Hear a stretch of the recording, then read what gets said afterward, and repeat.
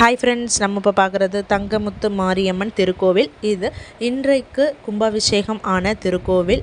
Maximum நம்ம கும்பாபிஷேகம் ஆன திருக்கோவிலில் 48 நாள் மண்டல பூஜைக்குள்ளே நம்ம போய் நம்ம சுவாமியை தரிசித்தோம் அப்படின்னா நம்மளுடைய அனைத்து கோரிக்கைகளும் நிறைவேறும் அப்படிங்கிறது நம்பிக்கையாக இருக்குது.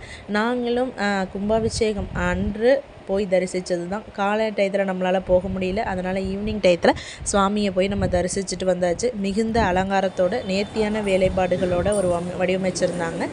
இந்த கோவில் கிராமத்திலேயே உள்ள சின்ன கோவிலாக இருந்தாலும் அங்கே உள்ள சிலைகளுக்குமே அவ்வளோ ஒரு அலங்காரத்தோட சூப்பராக வேலைப்பாடுகளோடு அமைஞ்சு நமக்கு செஞ்சுருந்தது ரொம்பவே பார்க்க ரொம்ப அழகாக இருந்தது. எல்லாமே ஃபுல்லாகவே மாலைகளால் அலங்கரிச்சிருந்தாங்க.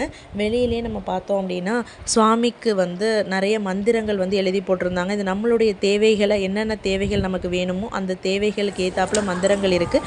அதை நம்ம போய் வச்சு வந்தோம் அப்படின்னா நம்மளுடைய வேண்டுதல்கள் நிறைவேறும் அப்படிங்கிறது நம்பிக்கையாக இருக்குது. அதுதான் நாங்கள் இப்போ பார்த்துட்டு அப்படியே தீராவும் நானும் அப்படியே ரவுண்டிங்கில் வந்தோம். வெளி பிரகாரத்தில் வரும்போது கொடிமரத்துக்கிட்ட பிள்ளையார் இருந்தது. அதில் பூ வைக்கணும் அப்படின்னு சொல்லிட்டு தீரா குட்டி ஒரே அழுக போட்டால், அதனால் அங்கேயும் நாங்கள் சுவாமிக்கு பூ வச்சுட்டு நாங்கள் இப்போது வெளியில் வரோம். வெளியில் பெரியாச்சி சுவாமியும் காத்தவராயன் சுவாமியும் அமைச்சிருந்தாங்க. அதுவுமே ரொம்ப சிறப்பாக இருந்தது. ஏன்னா எல்லாருக்குமே பெயிண்ட் அடிச்சிருந்ததுனால ரொம்ப ஒரு புத்துணர்ச்சியோட ஒரு கோவில் சூப்பராக இருந்தது.